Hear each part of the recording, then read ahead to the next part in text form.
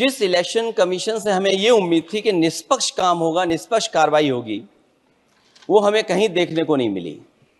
मैं सबसे पहला उदाहरण ये देना चाहता हूं कि एक रामपुर का बाई इलेक्शन जो लोकसभा का हुआ,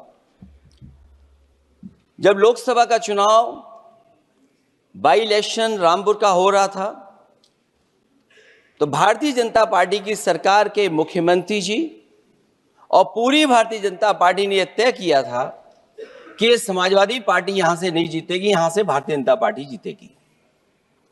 और ये आशंका हम लोगों को थी कि हर तरीके से हम लोगों को दबाया जाएगा, हर तरीके से चुनाव में धांधली की जाएगी। और जिस समय चुनाव शुरू हुआ, वो चीजें हम लोगों को देखने को मिली।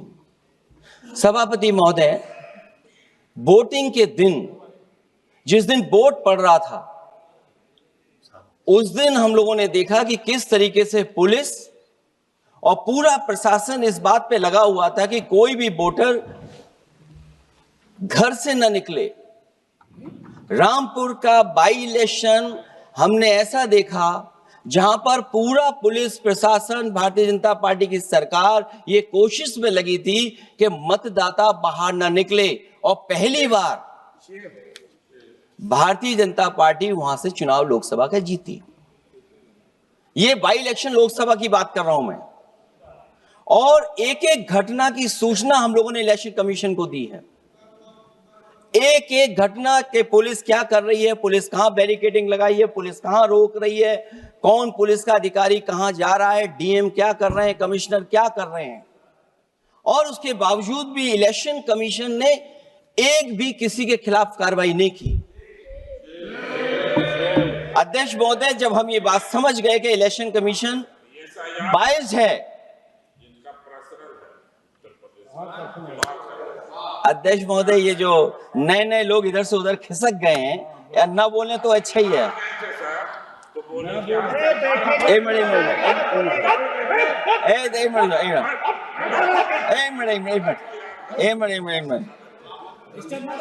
अध्यक्ष महोदय, पर अध्यक्ष महोदय, मेरा ये आग्रह है ये अध्यक्ष महोदय ये कुछ जानते नहीं है। अध्यक्ष महोदय, माननीय सदस्य कुछ जानते नहीं है, ये ना पढ़े लिखे हैं ना कुछ जानकारी रखते हैं। ये मैं ये कह रहा हूं, मैं ये बात इसलिए कह रहा हूं, ये अनपढ़ इसलिए हैं।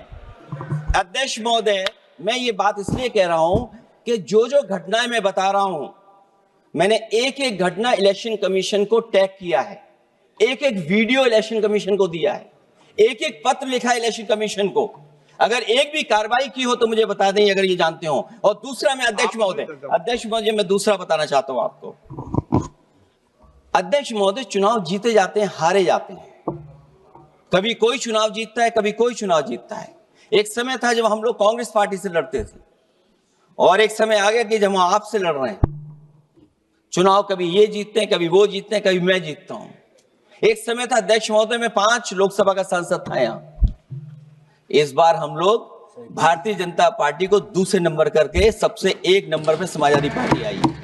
और अध्यक्ष महोदय, ये जहां से आपने कम्युनल पॉलिटिक्स शुरू की थी, जहां से आपने कम्युनल माहौल बनाया था देश में, उस अयोध्या से अगर कोई जीता है तो हमारे समाजवादी पार्टी के अवधेश जी जीत करके आए। ये चुनाव जीते जाते हैं, हारे जाते हैं, लेकिन जिस संस्था की जिम्मेदारी है निष्पक्ष रहना, वो आखिरकार संस्था निष्पक्ष क्यों नहीं है, सवाल ये है। और सवाल मैं यहां से उठाता हूं बाई इलेक्शन का। मैं 3 बाई इलेक्शन का उदाहरण देना चाहता हूं आपसे अध्यक्ष महोदय। नहीं, बाई इलेक्शन पर चर्चा नहीं हो रही। नहीं, मैं नहीं, जब तक आप अध्यक्ष महोदय चीज जानोगे नहीं, अगर मैं एग्जांपल नहीं दूंगा कि इलेक्शन कमीशन क्या कर रहा है, तो अब मैं रिफॉर्म क्या मांग करूंगा। अध्यक्ष महोदय, जब तक मैं घटना नहीं बताऊंगा, मैं पहला बाई इलेक्शन बताना चाहता हूं। ओके, मानिए आपका नंबर आएगा। अगर आप रिफॉर्म पे बात कर रहे हैं तो आपको घटनाएं क्या हुई वो बात तो करनी पड़ेगी। अध्यक्ष महोदय, मैं बाई इलेक्शन मिल्कीपुर की बात करना चाहता हूं। बाई इलेक्शन मिल्कीपुर जो अयोध्या क्षेत्र में आता है, इलेक्शन कमीशन को हम लोगों ने शिकायतें की, यहां धांधली होने जा रही है, चुनाव को हराया जाएगा। वहां की सरकार ने मिलकर के किस अधिकारी को पोस्ट करना है, किसको प्रिसाइडिंग ऑफिसर बनाना है, और हम लोगों ने रंगे हाथ पकड़ा लोगों को। एक व्यक्ति को पकड़ा, वो 6 वोट के डाल के आ रहे थे। एक व्यक्ति को पकड़ा जो दूसरी विधानसभा से थे।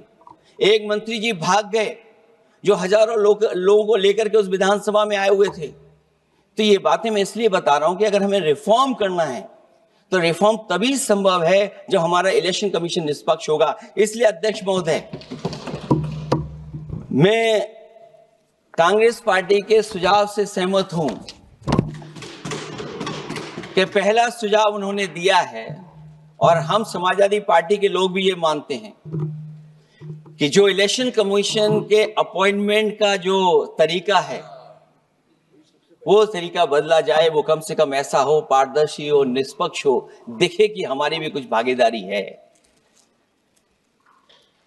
क्योंकि जो व्यवस्था पहले थी उस व्यवस्था को अगर बदलने का काम किसी ने किया तो भारतीय जनता पार्टी ने किया है। इस व्यवस्था को बदलने का जो सुझाव कांग्रेस पार्टी की तरफ से है उस सुझाव से हम सहमत हैं। दूसरा सुझाव जो कांग्रेस पार्टी ने दिया है, थोड़े दिनों बाद सुधार आया है कांग्रेस में, इसके लिए हम उनको धन्यवाद और बधाई देते हैं। उन्होंने कहा, और अध्यक्ष महोदय मेरा भी सुझाव है कि इलेक्शन बैलेट पेपर से होना चाहिए। और इसलिए होना चाहिए कि बहुत प्रश्न लग रहे हैं, बहुत उंगली उठ रही है, इलेक्ट्रॉनिक चीजों पे बहुत सवाल खड़े हो रहे हैं। और केवल भारत के अंदर लोकतंत्र में नहीं, दुनिया के लोकतंत्र में। और ये जो लोग कुछ कह रहे हैं इलेक्ट्रॉनिक की बात और टेक्नोलॉजी की बात कर रहे हैं, मैं उनसे कहना चाहता हूं कि भारत और जर्मनी की तुलना कर लें, भारत और अमेरिका की तुलना कर लें, भारत की और जापान की तुलना कर लें, हम कहां खड़े हैं। अगर वो संपन्न देश जो टेक्नोलॉजी में हमसे कई गुना आगे हैं, अगर वो स्वीकार नहीं कर रहे ईवीएम, तो आखिरकार हम ईवीएम को क्यों स्वीकार कर रहे हैं। अगर उन देशों में लोकतंत्र है और बैलेट से वोट पड़ रहा है तो यहां पर भी बैलेट से वोट पड़ना चाहिए। और जो मेरी जानकारी जहां तक पहुंचती और जानकारी है मुझे, वो जानकारी ये कहती है कि जर्मनी में अगर आप ईवीएम से वोट डालेंगे तो वो अनकॉन्स्टिट्यूशनल माना जाएगा। सोचो, जर्मनी जैसा देश बैलेट पेपर से वोट डलवा रहा है, तो आखिरकार भारत जैसा देश हम बैलेट पे क्यों नहीं जा रहे हैं। जो रिफॉर्म की बात आई है, सबसे पहला सवाल यही है कि रिफॉर्म का मतलब क्या होता है। जब कोई चीज अपने मूल रूप स्वरूप में होती है तो उसे फॉर्म कहते हैं। जो वो मूल फॉर्म को खो बैठती है तो डिफॉर्म हो जाती है, और फिर उसी मूल फॉर्म में ले जाने का जो प्रयास होता है वो रिफॉर्म कहलाया जाता है। अध्यक्ष महोदय, सवाल ये भी है कि रिफॉर्म की जरूरत क्यों पड़ी, हमारी चुनावी प्रक्रिया खराब क्यों हुई, उसे खराब किसने किया। किसी भी चीज के खराब होने के दो कारण होते हैं। एक ये कि उसे बाहरी लोगों ने खराब किया, और एक ये कि उसके अंदर से ही किसी ने खराब किया या किसी ने अपने स्वार्थ के लिए करवाया। तो अध्यक्ष महोदय, आज ये अजीब हालत है कि बाहर से ज्यादा चुनावी प्रक्रिया अंदर से खराब हुई है। और ये उदाहरण इसलिए मैं देना चाहता था बाई इलेक्शंस के और लोकसभा के इलेक्शन का, क्योंकि जिस तरह की शिकायतें की गई थी अध्यक्ष महोदय, एक भी शिकायत पे कार्रवाई नहीं हुई। एक और मैं उदाहरण देना चाहता हूं, फर्रुखाबाद का चुनाव लोकसभा का, हालांकि और लोकसभा के चुनाव को मैं नहीं कहूंगा, लेकिन फर्रुखाबाद का लोकसभा का चुनाव जो पिछली बार 2024 में बड़े करीब से मैंने देखा। वहां के जिलाधिकारी, वहां का पुलिस का प्रशासन पूरे दिन लाठी चलाता रहा, और कभी लाइट जाती थी, कभी लाइट आती थी। जब हम लोगों ने जानकारी करने की कोशिश की कि आखिरकार क्यों हो रहा है, तो पता लगा कि उन्हें रिजल्ट बदलना है। तो उत्तर प्रदेश का इस तरह एक रिजल्ट नहीं बदला गया, कई जगह रिजल्ट बदला गया। हम इलेक्शन कमीशन के सामने खड़े रह गए कि इलेक्शन कमीशन को बताते रहे कि धांधली हो रही है, लेकिन इलेक्शन कमीशन ने कोई सुनवाई नहीं की। ये केवल लोकसभा में नहीं, मैं फिर लौट करके आता हूं, जितने भी बाई इलेक्शन हुए हैं वहां पर वोट चोरी अध्यक्ष नहीं हुई, वोट डकैती हुई है। और मैं फिर कहता हूं, जहां जहां आप लोग जीते हो बाई इलेक्शन में, अभी 27 भी आने वाला है, अगर एक भी लोग वो जो विधानसभा आप जीत करके दिखा देना, मैं on the floor of house कह रहा हूं अध्यक्ष महोदय, अगर निष्पक्ष चुनाव होगा तो एक भी भारतीय जनता पार्टी वहां पर सीट नहीं जीतने वाली है। दूसरा कि जो समय समय पर पैसा आ जाता है अकाउंट में, ये लोकतंत्र को सबसे ज्यादा कमजोर कर रहा है। 10,000 बिहार में बांट दिए। अभी सुना है कि बहुत सारी महिलाओं ने कई जिलों में आंदोलन किया है, वो 10,000 के वादे से मुकर रहे हैं लोग।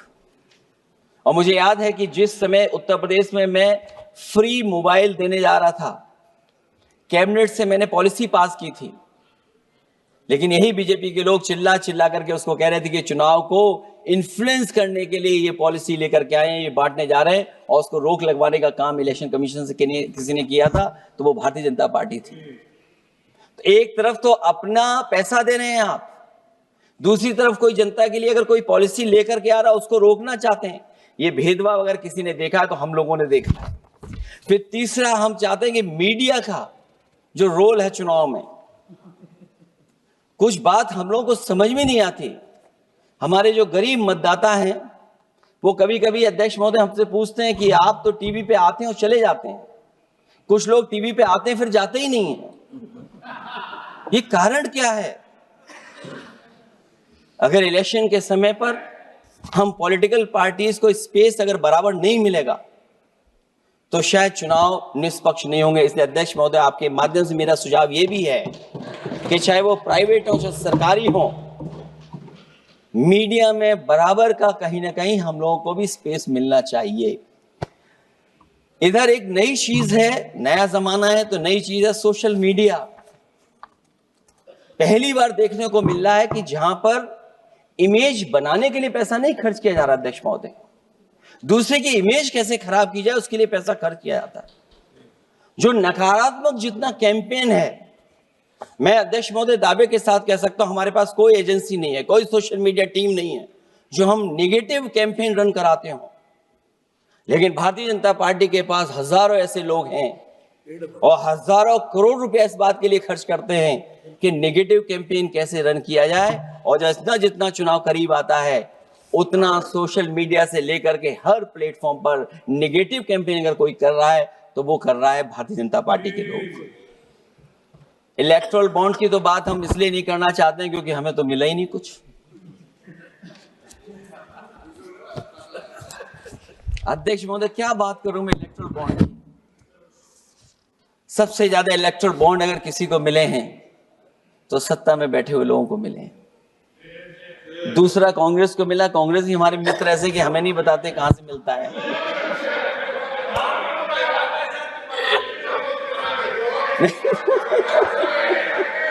अध्यक्ष महोदय, सबसे ज्यादा चुनावी खर्चा इनके पास, दूसरा खर्चा इनके पास, हम लोगों का भी तो कोई ख्याल रखे अध्यक्ष महोदय, वो आप बता देना। तो ये जो इलेक्ट्रॉन बॉन्ड वाला जो खेल है अध्यक्ष महोदय, ये तो दिखाई देने वाला खेल है। उसमें सोचिए कहां हम लोग टिकेंगे, कहां रीजनल पार्टीज टिकेंगी। इसलिए अगर ये तरीका चुनाव होगा, खर्चा कैसे कम हो, इस पे भी इलेक्शन कमीशन को सोचना चाहिए कि ये खर्चा कैसे कम किया जाए। जहां तक एसआईआर की बात है, जो एसआईआर यूपी में चल रही है, अभी तक 10 लोगों की जान जा चुकी है। बीएलओ जो गांव-गांव जाने की और गली-गली जाने के लिए जिनको काम मिला है, उसमें लगभग 10 लोगों की जान जा चुकी है। 9 लोगों की हमारे पास सूची है। मुरादाबाद में बीएलओ सर्वेश सिंह ने फांसी लगा ली,